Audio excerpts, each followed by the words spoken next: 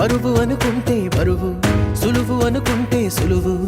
బ్రతుకెలా ఉండాలో నువ్వే తేల్చుకో.